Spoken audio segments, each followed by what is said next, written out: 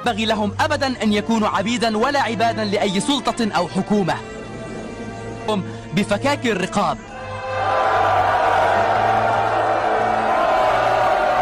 Lawi yang ada di sana menganggap jika ucapan Yusuf sudah mirip sekali seperti para nabi yang terakhir. Yusuf mengumumkan jika mulai besok para petugas lumbung akan memberikan gandum gratis kepada rakyat, karena sekarang pemerintahan Mesir bertugas untuk menyenangkan rakyatnya. Serta Yusuf juga mengatakan bahwa dengan izin Allah, sebentar lagi masa paceklik akan segera berakhir. Namun dia menyuruh agar tetap menghemat bahan makanan sampai akhir paceklik nanti.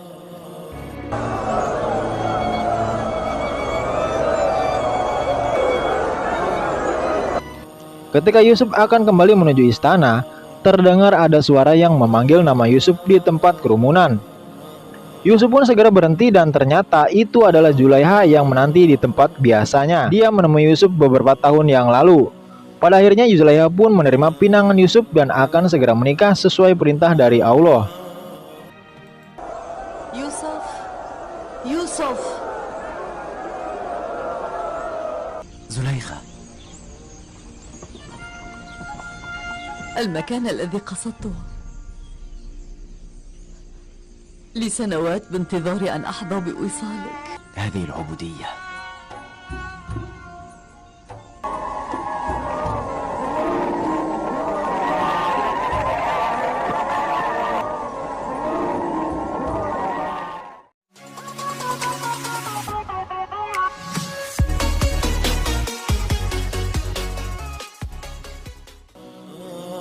Sementara itu, Bani Israel sudah sampai di Mesir dan menemui Lawi untuk segera ke istana Yusuf mengantarkan surat dari Nabi Yakub. Saat menuju istana, Lawi menjelaskan ke semuanya bahwa Benyamin tidak sama sekali diperlakukan sebagai budak oleh Yusuf. Semua saudara pun tidak percaya dengan perkataan Lawi itu. Namun Lawi mengatakan jika dia melihat Benyamin selalu diajak pergi kemanapun oleh Yusuf, bahkan ia dinaikkan ke kereta kudanya. Setelah mereka bertemu dengan Yusuf, mereka terkejut karena melihat Benyamin memang berada di atas dan memakai pakaian yang sama sekali tidak mencerminkan bahwa dirinya adalah seorang budak. Kemudian Yahuda memberikan surat dari Nabi Yakub yang langsung dibaca oleh Yusuf. Ketika Yusuf membaca surat itu, dia meneteskan air mata yang membuat Bani Israel merasa aneh. Setelah selesai, Yusuf mengatakan kepada Bani Israel bahwa celakalah mereka apa yang telah mereka lakukan kepada Yusuf sehingga membuat ayah mereka semua menderita seperti itu. Bani Israel tetap tidak mengakui kesalahannya dan mengatakan jika mereka tidak membuat ayah mereka menderita seperti sekarang. Akan tetapi Yusuf langsung menunjukkan surat penjualan budak Yusuf saat itu dan dibacakanlah surat itu di depan mereka. Mereka pun sangat kaget melihat surat yang sudah puluhan tahun mereka buat itu kembali lagi di hadapan mereka semua. Akan tetapi Yahuda kembali berdalih bahwa mereka mempunyai seorang pembantu yang punya anak nakal dan terpaksa menjual anak itu kepada Malik agar terbebas dari kenakalannya.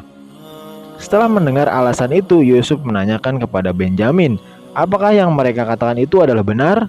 Benyamin menjawab bahwa di rumahnya tidak ada anak yang seperti itu kepada Yusuf. Lawi pun menanyakan kepada Zulaiha dari mana dia mendapatkan surat itu. Zulaiha menjawab bahwa dia mendapatkan suratnya dari Yusuf yang telah dijual ke khalifah saat masih kecil. Kemudian Yusuf menceritakan semua kejadian saat Yusuf akan dibunuh oleh Yahuda, lalu dihentikan oleh Lawi dan setelah itu Yusuf dibuang ke sumur oleh mereka. Benyamin pun menjadi saksi ketika mereka semua mengatakan jika Yusuf telah dimangsa oleh serigala kepada ayahnya. Di sini Samun sempat menyangkal tuduhan itu dan mengatakan bahwa semua itu adalah bohong. Akan tetapi, Lawi memotongnya dan menyuruh agar mereka mendengarkan penjelasan dari Yusuf kembali. Yusuf kembali melanjutkan ceritanya bahwa Yusuf dijual ke khilafah yang mengeluarkannya dari sumur seharga 18 dirham. Lalu khilafah itu membawa Yusuf ke Mesir dan dijual di pasar budak. Malik melanjutkan cerita itu dan mengatakan jika dialah Malik yang dimaksud di surat itu dan menanyakan ke mereka apakah mereka mengingatnya atau tidak. Kemudian cerita dilanjutkan oleh Zulaiha bahwa Yusuf dibeli oleh Putifar, bendahara Mesir, untuk dihadiahkan kepada dirinya. Dialah yang merawat Yusuf sejak kecil hingga menjadi dewasa di istananya. Akan tetapi, karena hawa nafsunya juga menzolimi Yusuf seperti Bani Israel, Dia memenjarakan Yusuf selama 12 tahun dengan siksaan dan kerja paksa tambang batu.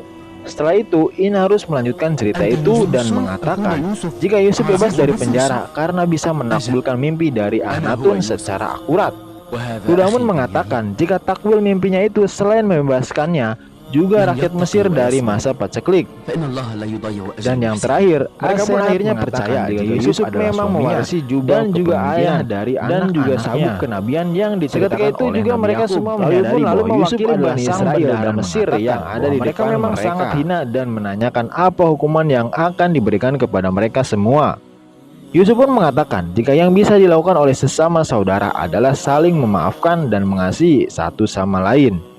Yusuf juga melupakan masa lalu bahkan sudah memaafkan mereka saat di dalam sumur. Akan tetapi, Lawi tetap tidak terima dengan jawaban Yusuf dan menginginkan hukuman bagi dia dan mereka yang telah menjolomi saudaranya sendiri. والآن ما الذي ستفعله بنا؟ فلما فعلنا ما فعلناه بك يا يوسف؟ أما أنا فقد نسيت الماضي. نحن قد ظلمناك حقك يا يوسف، فلا تفعل أنت ذلك. هو أكبر عقاب يمكن أن تنزله بنا. فأنا قد كرهت. Yusuf pun akan mengiyakan permintaan Lawi itu dan menyuruhnya untuk segera maju ke depan.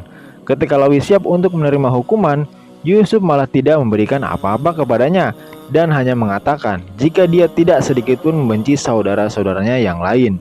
Yusuf pun lalu menghampiri mereka semua untuk memeluknya satu persatu. عزمت مرارا أن أضمكم إلى صدري ولم أوفق.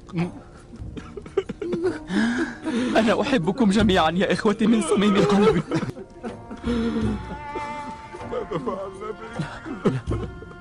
لا تفعل هذا يا أخي. لا عفى الله عني إن أنا تسببت في حياء أخي. أنا الذي عصيت ويوسف الذي استحى. أترى يا يهوذا أي رجل كريم قد ظلمنا؟ Sam'un menanyakan kepada Yusuf bagaimana jika Yakub tidak memaafkan mereka semua. Yusuf menenangkan mereka jika ayahnya pasti akan memaafkan mereka jika mereka semua akan bertaubat. Setelah itu Yusuf menyuruh agar seorang segera mengantarkan jubah Nabi Ibrahim kepada Yakub, lalu mengusapkannya di kedua matanya. Dengan izin Allah, pasti dia akan segera bisa melihat lagi dengan kedua matanya. Lawi pun menawarkan diri jika dialah yang akan mengantarkan jubah itu kepada Yakub ke Kan'an. Yusuf juga meminta agar mengumpulkan semua Bani Israel beserta barang-barang perlengkapan hidup untuk dibawa ke Mesir. Dia sudah menyiapkan suatu tempat di Mesir untuk ditinggali oleh seluruh Bani Israel. Setelah itu, Lawi pun segera menuju Kan'an dan melaksanakan perintah dari Yusuf. Sementara itu, di Kan'an Yakub sedang menceritakan tentang nabi terakhir yaitu Nabi Muhammad SAW, yang pastinya Yakub mengenalnya. Karena semua nabi pasti memberitakan tentang kedatangannya, dan Nabi Muhammad juga lahir dari keturunan paman Nabi Yakub yaitu Nabi Ismail. Ketika sedang larut dalam cerita, Yakub tiba-tiba mencium bau yang sangat wangi, yang tak lain adalah bau dari anaknya Yusuf. Dia percaya bahwa memang itu adalah bau Yusuf yang sudah lama tak ia cium. Sementara itu, Bani Israel yang sedang berada di Mesir lalu menyuruh Lawi untuk pulang ke Kan'an bersama warga lainnya. Mereka membawa gandum serta menjalankan perintah Yusuf tadi, yaitu membawa semua Bani Israel menuju ke Mesir. Singkat cerita, akhirnya Lawi sampai di Kan'an setelah menempuh perjalanan yang sangat jauh sendirian. Yakub pun sangat senang karena akhirnya Lawi bisa pulang ke Kan'an dengan selamat. Yakub langsung mencium bau Yusuf dan menanyakan kepada Lawi apakah dia bersama dengannya atau tidak. Lawi mengatakan jika dia bersama dengan tanda dari Yusuf, yaitu jubah Nabi Ibrahim. Yakub pun langsung terkejut mengetahui jubah itu di tangan Lawi dan menanyakan dari mana dia mendapatkannya. Lawi menjelaskan jika Yusuflah yang memberikan jubah itu kepadanya, dan Yusuf adalah seorang bendahara Mesir yang selalu baik kepada mereka. Mendengar perkataan Lawi, Yakub pun langsung lemas dan bahagia karena penantiannya selama ini akhirnya akan segera berakhir. Lawi juga menyuruh ayahnya agar coba diusapkan kedua matanya agar dia bisa sembuh dari kebutaannya. Dan ketika Yakub sudah mengusapkan kedua matanya, matanya langsung kembali seperti semula. Dan ia juga melihat kakek-kakek yang saat itu juga mendatangi Yusuf di sumur. Kakek itu mengucapkan salam lalu menjelaskan jika Yakub telah mencium bau Yusuf dari mulai dibawanya jubah itu ke Kanaan 10 hari yang lalu oleh Lawi. Kakek itu juga merasa aneh karena dulu waktu Yakub melewati sumur Yusuf, dia tidak bisa mencium baunya sama sekali. Hal itu dikarenakan dulu Yakub belum merelakan Yusuf di jalan Allah seperti yang sudah ia lakukan saat ini. Setelah itu para anak-anak dan cucu-cucunya pun menyaksikan kebesaran Allah yang telah mengembalikan penglihatan Nabi Yakub seperti dulu lagi. أنا أراكم جميعا. هل تبصر يا أبي؟ قميص ولد يوسف. يا الله. وهل يعصى على القميص الذي وقع إبراهيم من مهر النمرود؟ اللهم لك الحمد، لك الحمد يا الله.